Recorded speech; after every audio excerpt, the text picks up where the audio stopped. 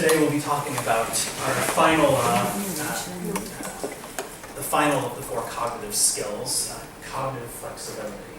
And I'm going to start off with a little bit of a disclaimer today.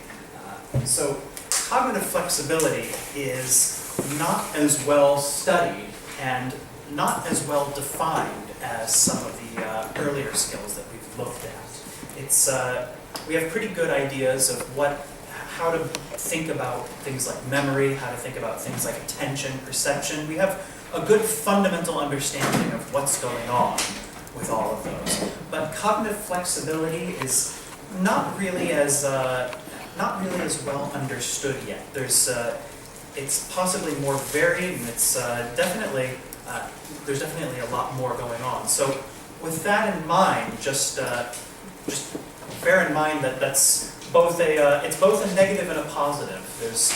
There's a little bit less of in terms of holy wisdom to impart down from on high, but there's a little more to be discovered about it, and a little more room for creativity, and a little bit of flexibility in how we learn about this. So one of the things that makes cognitive flexibility so interesting is that it's whereas before we've been talking about attention and memory, and then the lower level process of perception. Now we're switching gears and we're talking about a more higher order process.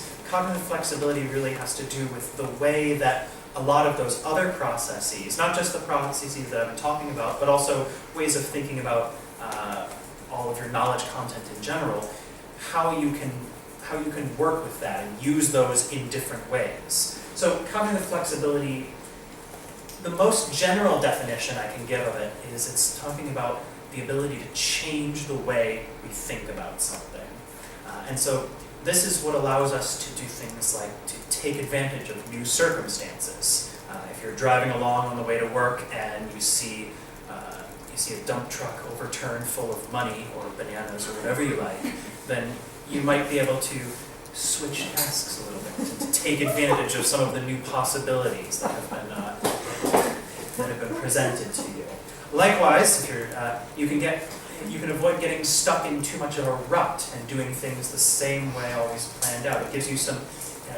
It's what allows you to take opportunity of the advantages of new situations and to start thinking about new ways of doing things. And critically, this is the type of skill that is crucial to creative thought. We'll talk a little bit more about creativity in particular later, but cognitive flexibility is not identical to creativity, but it's definitely something that allows creativity to happen. So I'm going to start off here now with an easy question for all of you.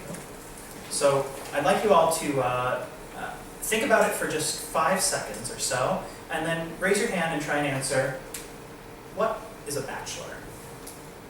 So what's a bachelor? A bachelor is someone who is not married. Someone who is not married. So is a baby a bachelor?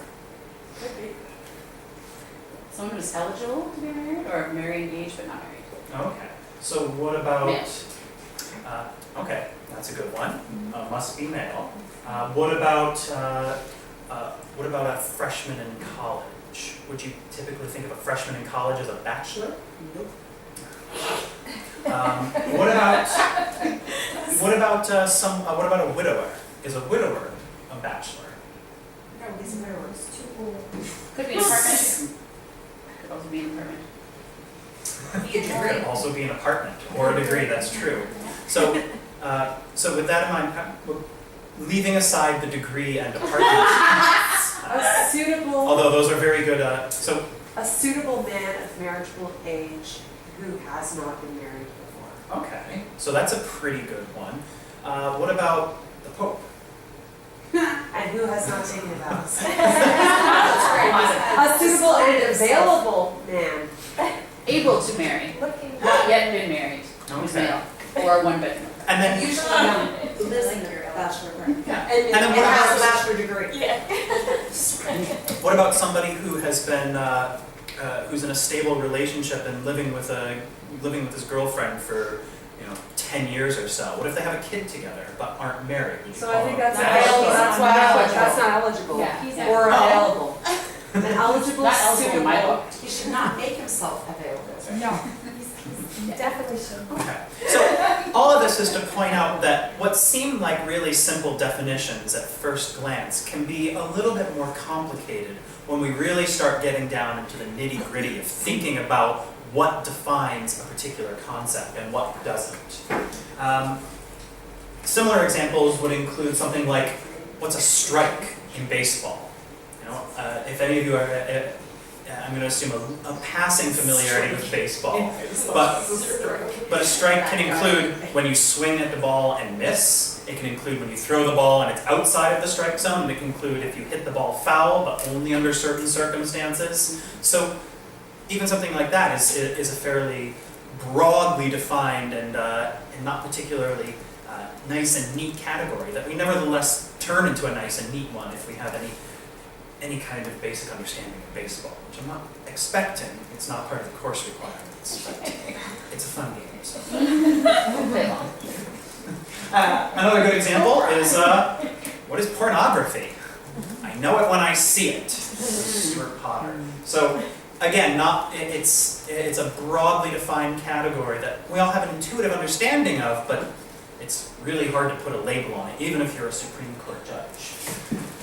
So categories are not just simple definitions. Categories instead are based on a lot of the things that we've been talking about before and some of the things we haven't. So these would include things like our semantic knowledge, our knowledge of how things in the world are related to other things.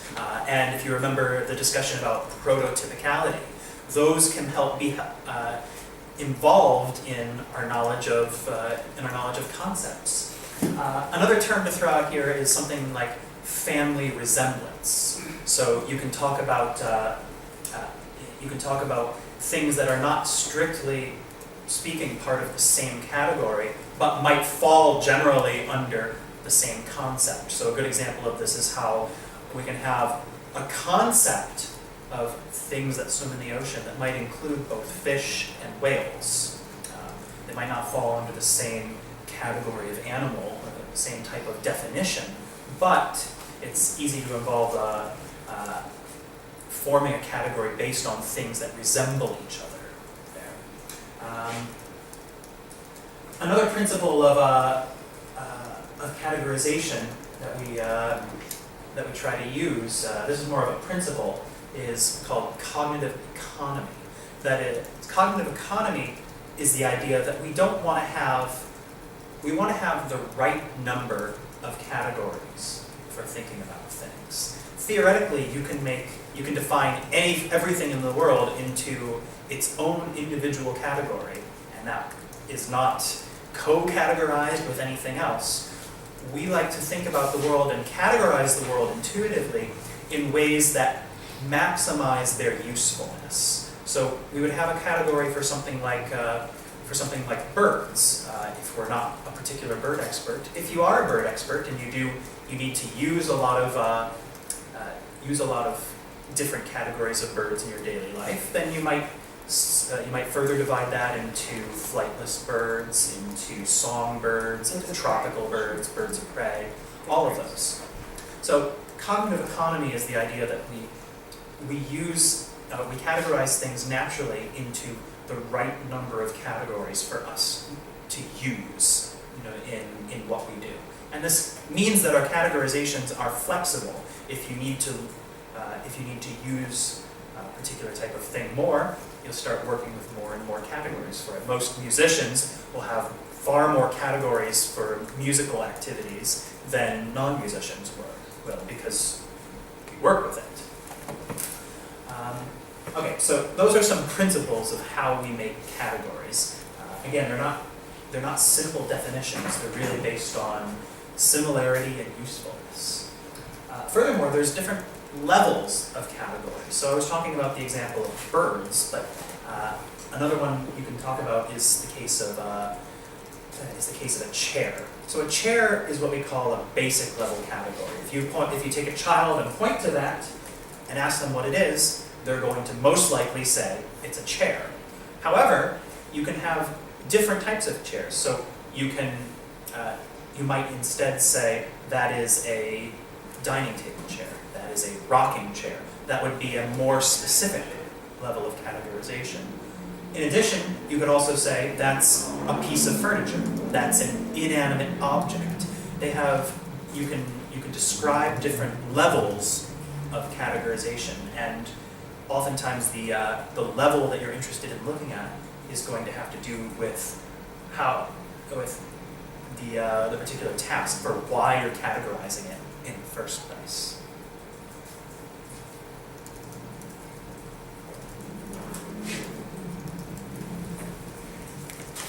So, things that are commonly paired with each other can provide another basis for categorization.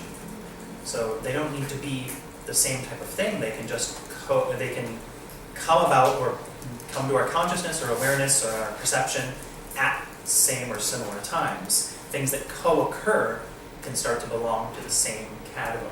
So things like feathers and flying, they're not necessarily related, but because they occur together very, very often, although not in this particular case, but very often we tend to associate feathers with flying. Now these common pairings of things can be learned either explicitly, you can teach it to somebody and you can point out the common pairings, or they can be learned implicitly by just being together over and over and over. As it turns out, people's ability to explicitly learn pairings and to categorize things based on that way turns out to be somewhat of a function of their IQ. People who are smarter tend to be better at picking up on that. However, our ability to implicitly learn categories is less related to our IQ. That's something that doesn't seem to be directly related to intelligence. Furthermore, people have the ability to learn even complex rules implicitly. So these would include things like grammar. Most of you, when you're speaking in your native language, you will almost exclusively follow the grammatical rules of your native language. You don't need to think about it. It's something you've learned implicitly. And furthermore, if you try and describe those rules to somebody who doesn't know them, you will more likely than not fail unless you've tried before, because we don't have an explicit knowledge of the rules of grammar. Likewise, something like athletics. If you learn to play a game like baseball or bowling, you pick up on a set of motions and a set of categories and a set of things that go together. It becomes more and more difficult to teach them to somebody explicitly, but we can pick it up implicitly. Music is another great example. I'm sure you all have good ideas about the types of categories and the types of associated ideas and behaviors that can come along with music. I point out this last one about women, fire, and dangerous things because this is actually the title of a very famous book in cognitive psychology by George Lakoff, who studied the Derbyal people they're an Aboriginal people in Australia. They have a very interesting categorization system where they divide things up into 4 different categories. And category number 2 includes women, fire, and dangerous things through a complex set of associations and going through all of them. So category number 1 is men, game animals, and the sun. I did say this, I'll keep it really short. I had an exhibition titled "A Female Pokes the Fire," which was A for adjective that came out of the dictionary in this definition. But anyway, goes into that category of my years. Yeah.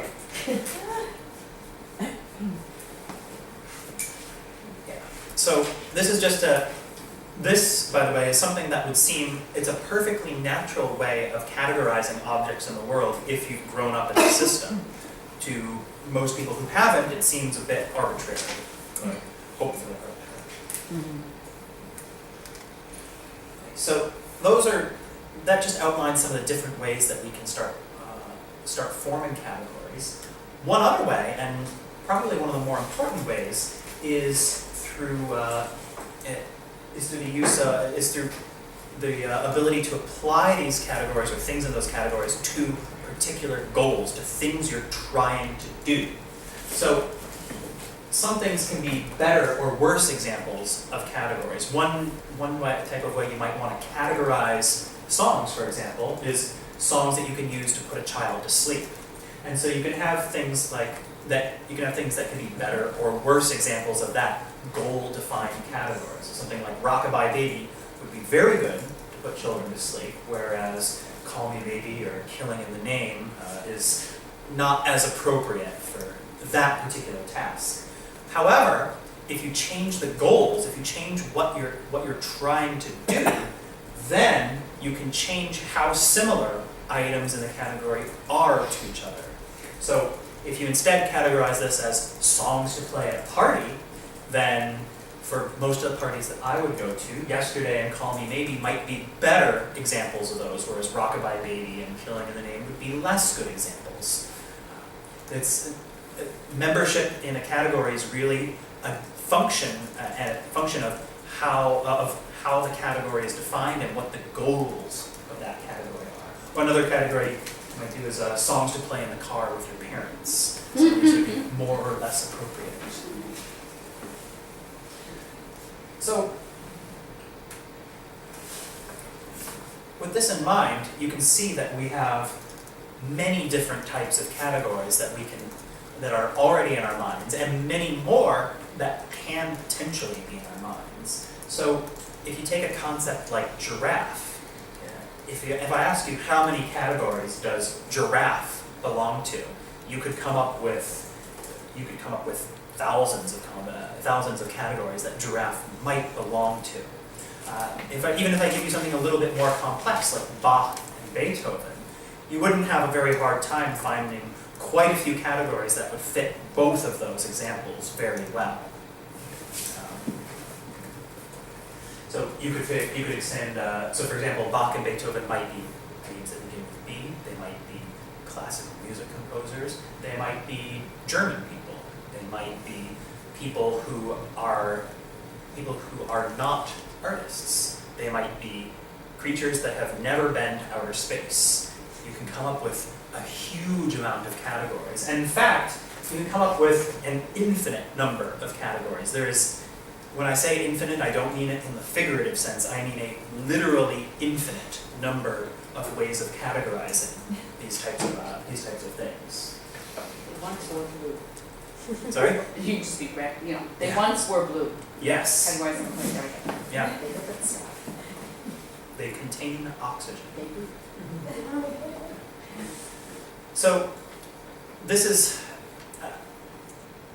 is all to point out that the idea of assigning things to a category and thinking about what categories things belong to is fundamentally a creative type of act, because you need to figure out what's applicable to your current situation, and then you need to pick from this literally infinite number of categories what is a good tool, a good categorization to use to achieve my particular ends in whatever thing that I'm doing.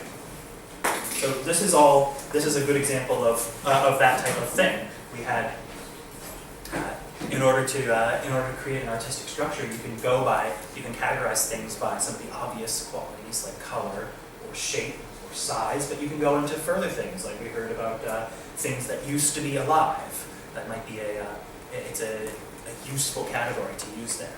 So. Can I ask a question about the infinite number of categories? Would that change if you had a large number of items that you're trying to categorize? Nope.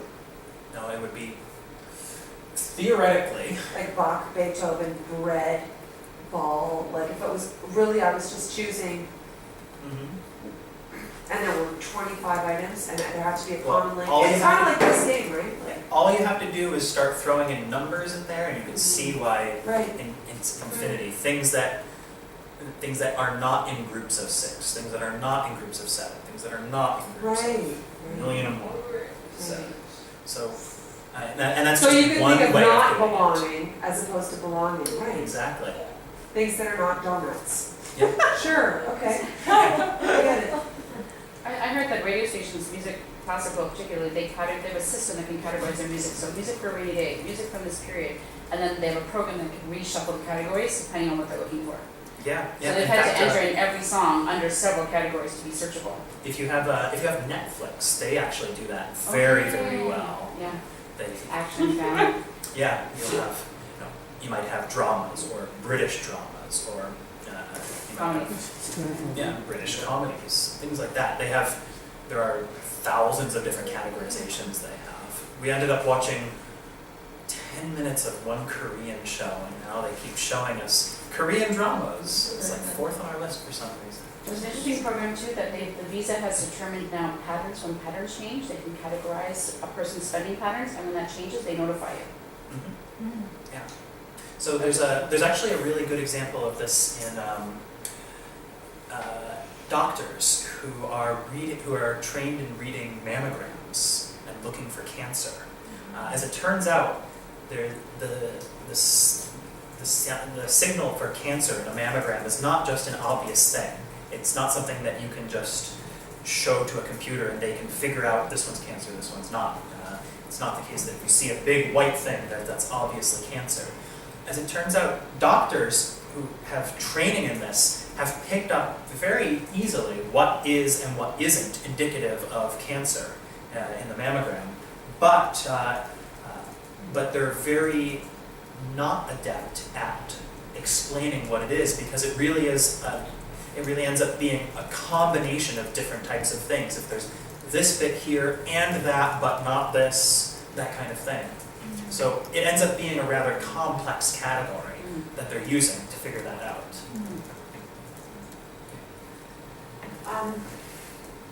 Okay, you said assigning things to a category is fundamentally a creative act. Could you categorize creativity, please? We'll get to that. Okay. So before we do that, let's switch topics and talk about task switching for a moment. So task switching is another aspect of cognitive flexibility, and it's defined as the ability to change what you're doing quickly and efficiently, to go from doing one thing to doing another thing.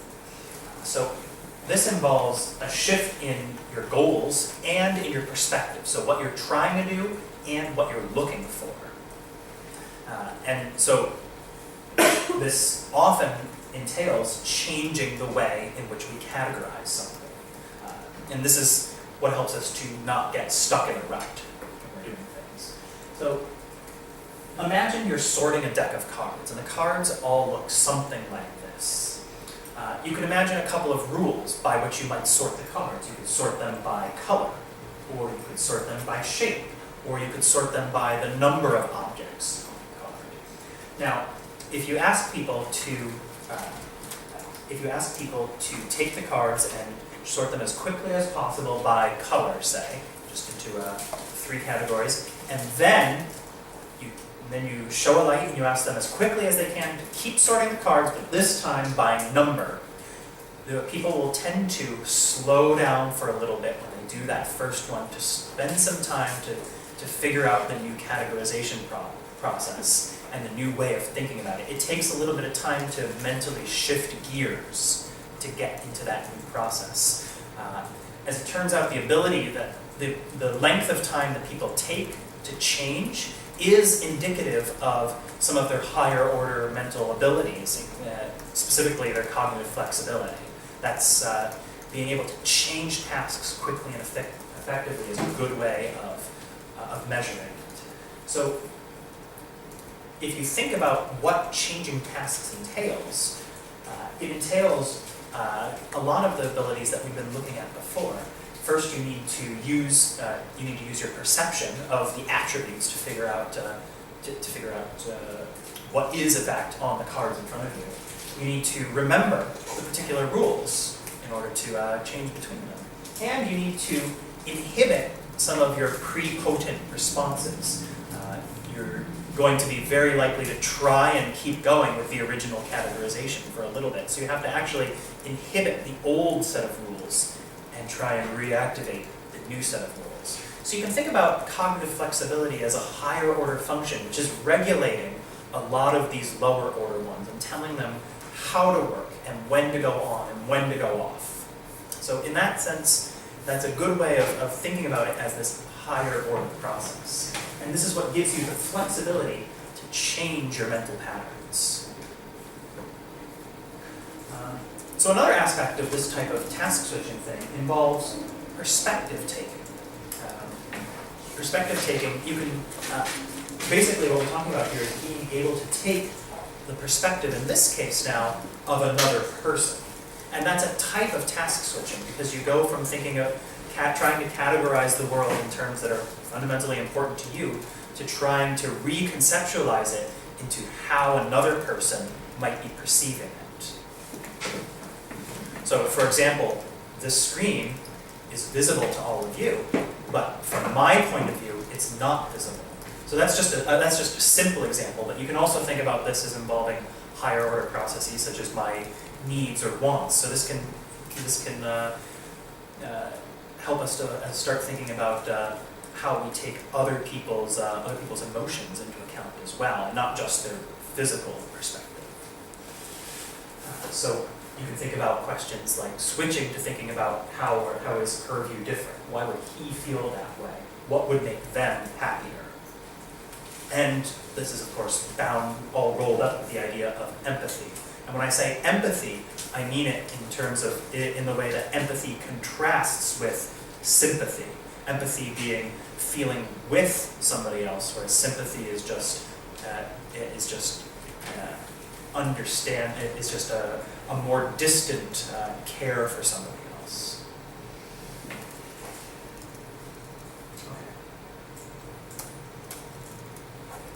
So here's a question for you. We're going to switch to problem solving, and I'm going to give you a little bit of time to solve, not very long, but a little bit of time to solve this problem. So you want to attach a lit candle to a corkboard wall. I don't know, you may have seen this one before. This is a famous example.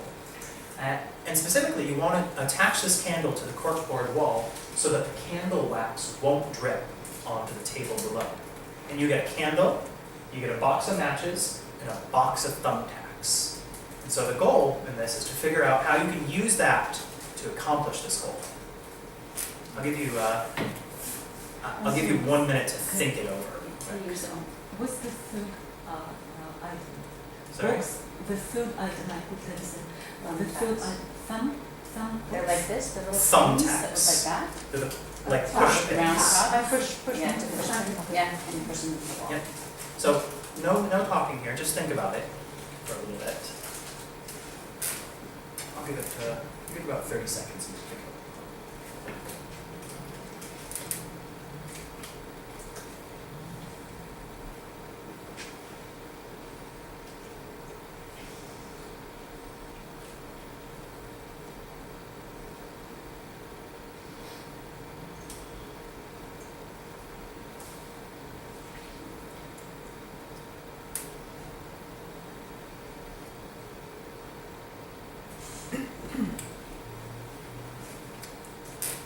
Okay, so any ideas? I have one very eager hand here.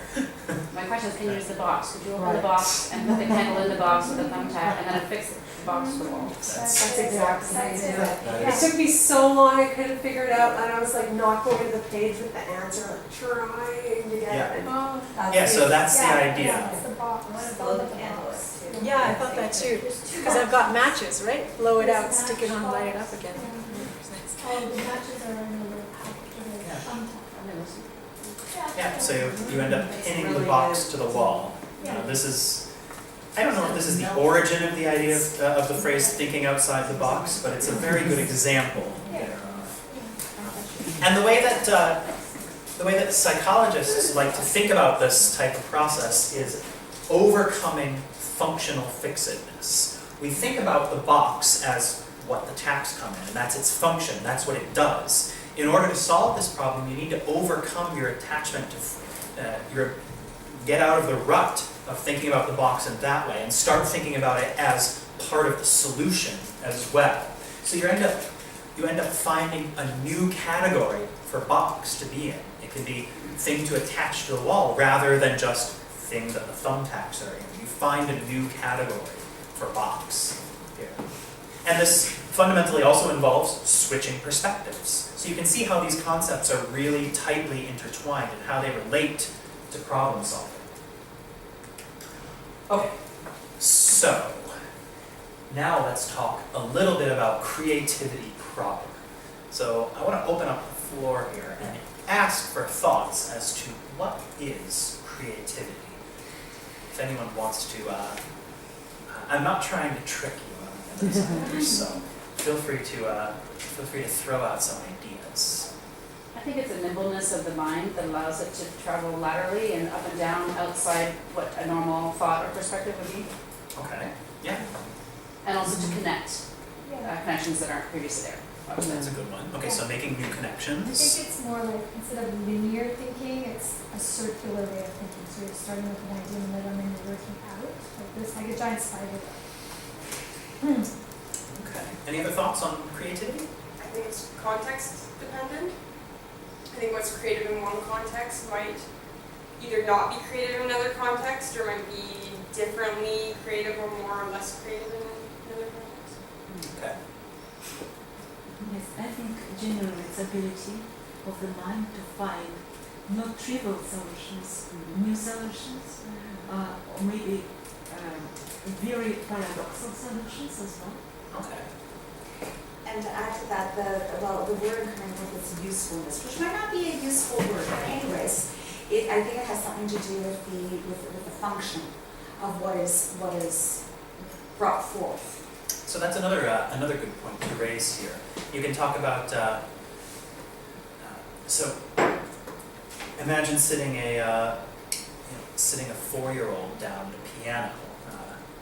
One who might not have seen a piano before.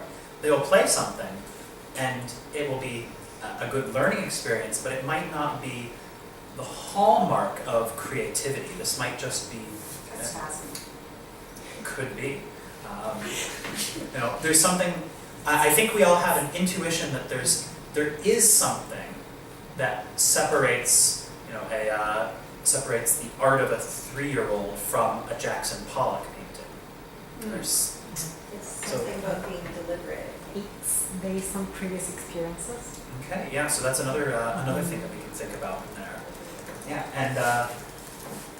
and so we have the ideas of making some remote connections, about thinking about different patterns of connections. We have this idea of usefulness. We have the idea of bringing in previous experience to it, and all of these, I think, seem to be part of what makes something genuinely creative.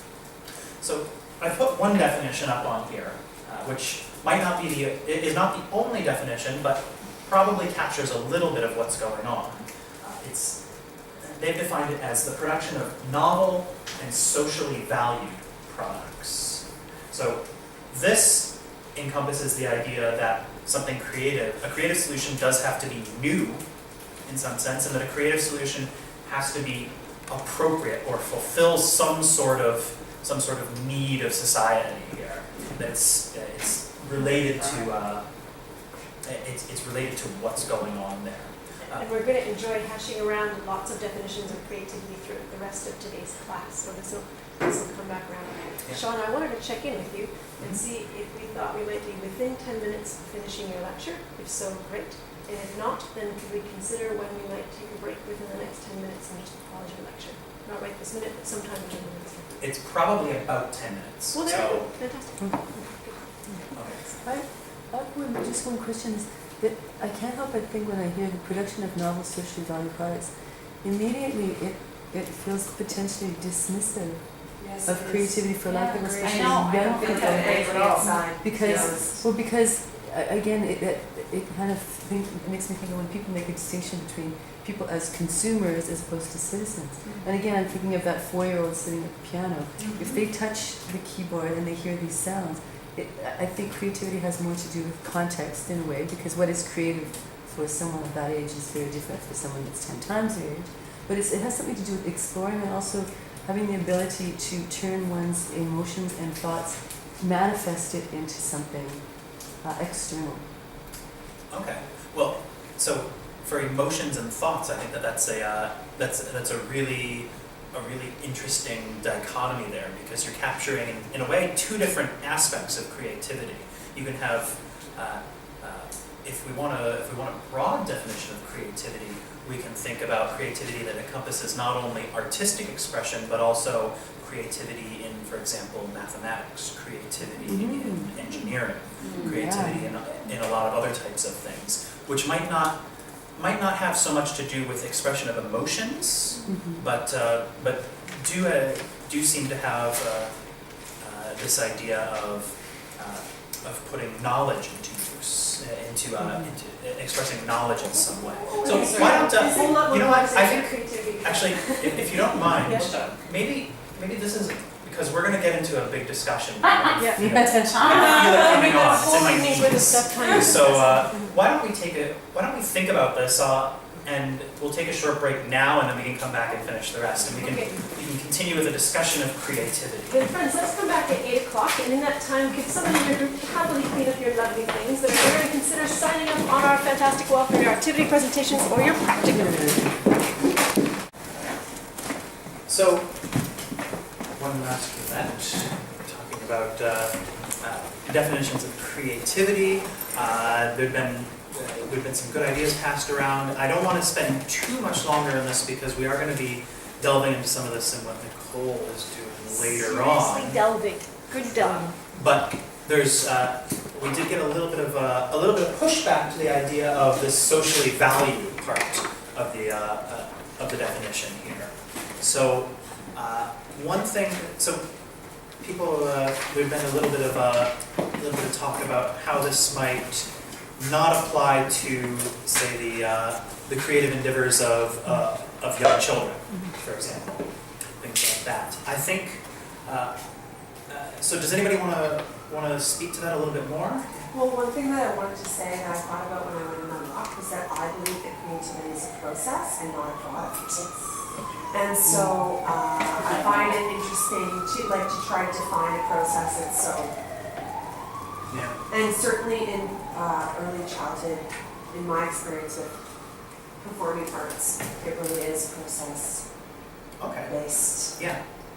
Also, defining something by a product by its very nature ends it and puts a box around it, in my mind. You know? So it doesn't allow for. I think it can lead to a product. Of course, but it's not limited by. That's not good. But isn't that then So- creation? Isn't the product creation, and creativity is the process by which we arrive at a creation? Word conceited. And I think it also, like, I keep just thinking about context, like, kind of like the idea of if a tree falls, no one's there to hear it, but like if a Zen master draws in sand and then wipes it away before anyone sees it, and if it has created something that would be socially valued but is not socially valued because it doesn't exist within social context to be valued. Okay. So these are all really good points, and I like that I like that people are engaging with this, because I think it really helps to start getting at what really counts as creativity. We'll go into more on this later. The only thing I want to add to this here is that a lot of these things that I'm hearing really don't speak so much to wiping away with this concept, but more of an expansion of the concept of creativity. I think it's very easy to think of, for example, a 4-year-old's art as socially valued within the context of their family. I think it's, there are plenty of people who go to middle school recitals, so God bless them.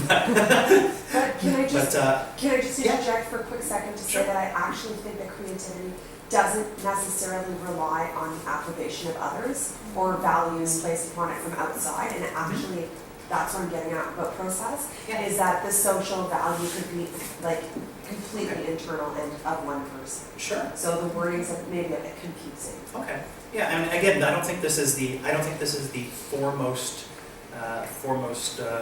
hallmark definition of creativity, but it's nice to start to engage with some of the terms so we can think about it. It gives us a little bit of more insight as to what really applies. And one thing that I'll urge you to do during the second half of this, when we start discussing this more, is to not only think about what counts as creative, but to think about what doesn't count as creative.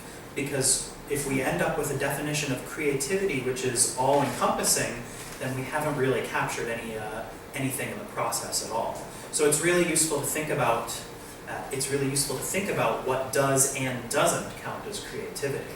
But isn't there an infinite number of categories? Sure, but there's an infinite number of categories that it doesn't belong to as well. So, and if you've gone too far enough into math, you'll recognize that some infinities are bigger than others. Okay, so Can I answer that, or should I hold on to what we'll you take said? one more and then we'll, yeah. You can go ahead. So I started seeing the definition of creativity having a product attached when, I think some people in the business world really got into the notion of creative problem solving and innovation, and they started to define creativity as having a product that was useful in, according to a different value system than, let's say, some kind of innate creativity. So I think, I'm not saying one or the other is right, but I also like the notion of creativity being a process and disconnected from Well, I think, product. so again, I do need to cut this off at some point here, but one thing you can point to in this particular one is that we're talking about, the definition here is not the product itself, but the production of the product. So we can think about the same way about thinking something that you would use to get at that. I think the point about whether it is actually used is an interesting one. That's another one we can start thinking about more later. But yeah, I think that we can start working with some of these terms to build a more useful definition of what creativity is. The point I'd like to emphasize in here, though, before we move on, is that most definitions of creativity, not all, but most, will include some aspect of newness and some aspect of appropriateness or usefulness. It's not just, it's easy to make something that's brand new, but to be really creative is generally thought of as something which is appropriate to the situation in which it is. It's not just a completely random throwing together of elements. But you mentioned Picasso, for example, and his paintings. How, useful that is. Well, if you want to go by dollar value, it's very useful. No. Okay, well, Van Gogh, it was, he didn't sell it. Well, we can talk about that more later again, but I'm going to get very excited and do this right now, so I encourage you guys to go, look, these are all definitions of creativity that we're going to explore soon. So let Sean, lovely Sean, keep going forward. yeah. Okay, so another way of thinking about creativity is that creativity is something that involves problem finding. So not just problem solving, but the ability to find problems that haven't been pointed out before and then solve them. So a good case is to think about Apple in the case of the iPod, which nobody even knew they needed until Apple invented them, and now they're everywhere. It was just not even thought of as a problem to be solved. This is why Apple is typically thought of as a creative type of company, because they're very good at problem finding. Now, this type of process, not just problem finding, but most types of creativity in general, also require background knowledge, as was pointed out before. It's more than just in order to come up with generally with really useful things, with really new and appropriate types of processes, be they products or music or processes. You generally need to have some good amount of background knowledge to bring to the situation. This is the old adage that you have to know the rules before you can break them. Oftentimes creative processes will involve things like shifting perspective. You can think about the way that we solve the candle problem. That involves a shift in how we think about some of the items there. And then another aspect of creativity that we can think about, which was mentioned before, is this idea of making remote associations. This is actually one way that psychologists like to measure something that gets at some of the fundamental parts of creativity through a remote association test. These are just some examples that might be on a remote association test. There's one word which is in common to all three of these items here, in each case. You can shout it out if you figure out. Star, Okay. and the last one is candle. Yep. Any takers for the middle one?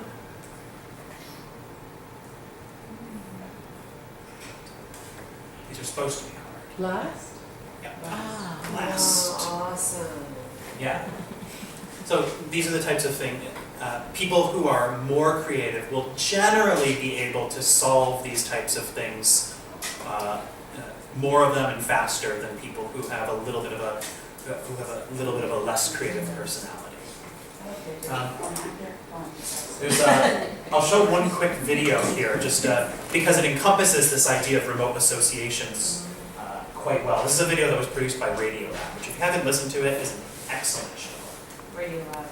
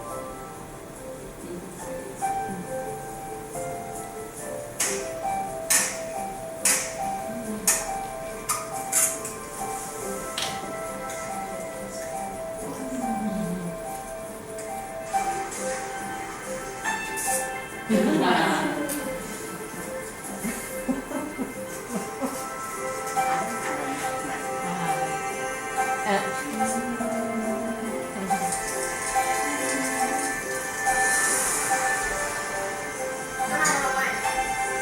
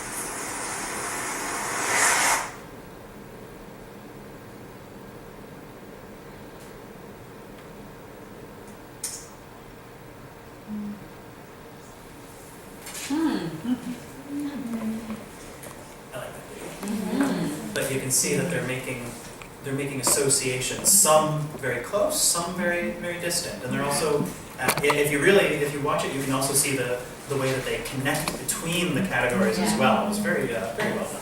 Anyway, listen to Radio Lab because it's excellent. They don't typically do videos. Okay, I'm going to talk about two last topics here before we go. One has to do with neural plasticity. So neural plasticity describes the ability of the brain to change. Now, from the point of view of an organism, some of the things that an organism will do are automatic, some of our capabilities, things like digestion. We're just automatically digesting. And some of the things that an organism, like that a person can do, are learned but foreseeable. We learn language, but we can pretty much know that every human is going to be learning a language. So we can develop ways of working with language neurally. But some of our capabilities, in fact a large amount of them, are unforeseeable. At birth, our brain has no idea that we might be a computer programmer or a musician or will want to play tennis. The ability to pick up those skills is not foreseeable, and the ability to pick up those types of skills is what requires intelligence. So the brain can't just be programmed for those abilities. Rather, the brain has to be able to change itself to be able to support all of those types of abilities. You need to be able to adapt to new things in your environment. And that's what neural plasticity is. Now, you can immediately see the connections between this and cognitive flexibility, because we're talking about the brain's ability to adapt to new things, to learn new things, and to change. Right here. So there's a real intimate connection between this neural plasticity and the types of things that we've been talking about here. They're also related to intelligence. Intelligence is really highly related to our capacity to learn and change and to perform well. When I say perform well, I'm not talking about in just one dimension, just one domain, but I'm talking about across all. People who are intelligent will tend to do better at pretty much anything they do, for the most part. And so this idea of intelligence encompasses all of the cognitive skills. And therefore, it's highly related to cognitive flexibility. We're talking about cognitive flexibility as this higher order skill that controls all of these lower level ones. This is intimately related with our concept of what it is to be intelligent. So because of this we know that training cognitive skills, training all of these, not just the high level, but all of them, and their ability to use them, is something that will help our performance, not just in one particular domain, but across the board. And this is something that we've seen is backed by scientific research. Training in these skills does help our ability to use those. Okay, so with that in mind, I'm just going to give a brief summary. We've been talking about cognitive flexibility, and overall, this is about changing the way we think. This involves categorization, both creating new categories and changing the categories that we use. It involves things like task switching, including the ability to change what we're doing and to change perspectives as well. It also encompasses other things like problem solving, and creativity is highly related to this. And then as last, I'll just point out the quote, "What good is a mind if you can't change it?" So that's cognitive flexibility. That's the last of our cognitive skills, and thank you very much for your attention. Thank you. Yeah.